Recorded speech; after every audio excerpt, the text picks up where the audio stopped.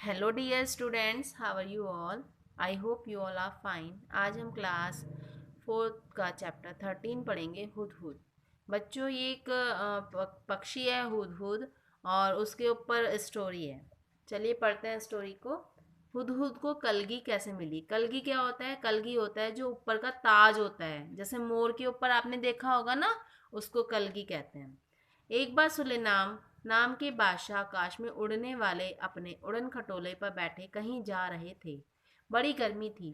धूप से वह परेशान हो रहे थे। आकाश में उड़ने वाले गिद्धों से उन्होंने कहा कि अपने पंखों से तुम लोग मेरे सिर पर छाया कर दो, पर गिद्धों ने ऐसा करने से मना कर दिया।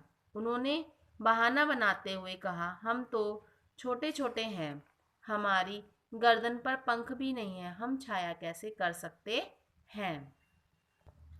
सुलेमान आगे बढ़ गए। कुछ दूर जाने पर उनकी भेंट हुदहुदों के मुखिया से हुई।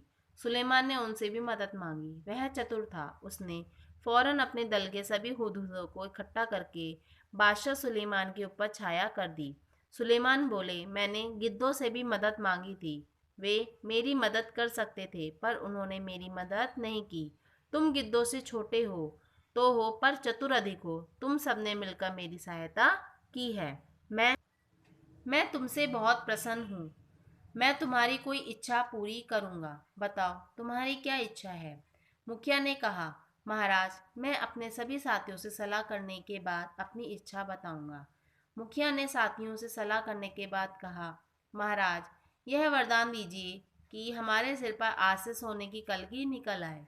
बादशाह हंसे और बोले, मुखिया, इसका फल क्या होगा, यह तुमने सोच लिया है? मुखिया बोले, हाँ महाराज, मैंने खूब परामर्श करके यह वर मांगा है। सुलेमान ने प्रार्थना स्वीकार कर ली। सभी हुदूदों के सिर पर सोने की कलगी निकल आई। लोगों ने सोने की कलगी को देखा तो वे हुदूदों के पीछे पड़ गए। तीर से उन्हें मार मार कर सोना इकट्ठा करने लगे। हुदूदों का वंश समाप्त होने पर आ गया। तब मुखिया घबरा कर बादशाह सुलेमान के पास पहुंचा और बोला, इस सोने की कलगी के कारण तो हमारा वंश ही समाप्त हो जाएगा। सुलेमान ने कहा, मैंने तो शुरू में ही तुम्हें चेतावनी दी थी। खैर, जाओ, आज से तुम्हारे सिर का ताज सोने का नहीं, सुंदर परों का हुआ करेगा। और तभी से हुदहुदों के सिर पर परों का यह कलगी ताज यानी कि कलगी शोभा पा रहा है। देखो कितनी सुंदर बर्ड है ना ये हुदहुद। हुदहुद एक बहुत ही सुंदर पक्षी है। उसके सिर का सबसे सुंदर भाग उसके सिर की कलगी होती है। वैसे तो यह इसे समेटे रहता है, पर जैसे ही किसी तरह की आवाज होती है, वह चौकन्ना होकर परों को फैला लेता है। तब यह कलगी देखने में हूबहू किसी पंखी जैसे लगने लगती है। सुंदर पंखी जैसे लगने लगती है। इसी कलगी के बारे में तुमने अभी एक सुंदर कहानी भी पढ़ी है। हुदहुद का सारा शरीर रंग बिरंगा और चटकीला होता है। पंख काले काले होते हैं, जिन पर मोटी सफेद धारियां बनी होती हैं। गर्दन का अगला हिस्सा बादामी रंग का होता है।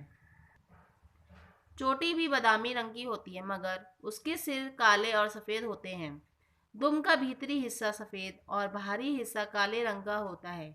चोंच पतली, लंबी और तीखी होती है।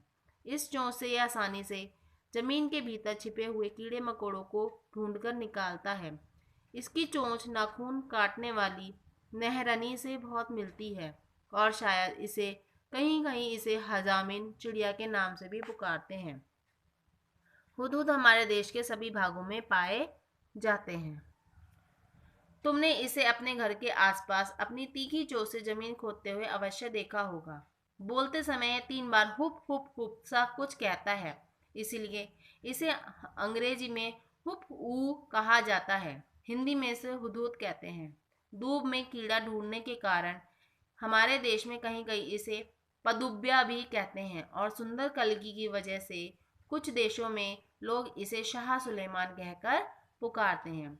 मादा हुदहुद 3 से 10 तक अंडे देती है। जब तक बच्चे अंडे से बाहर नहीं निकल जाते, वह अंडों पर बैठती रहती है, हटती नहीं।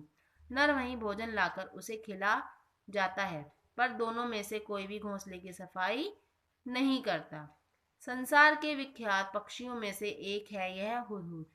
यह अपनी सुंदरता के लिए तो मशहूर है, पर इसे पालतू नहीं बनाया जा सकता और ना ही इसकी बोली में मिठास है।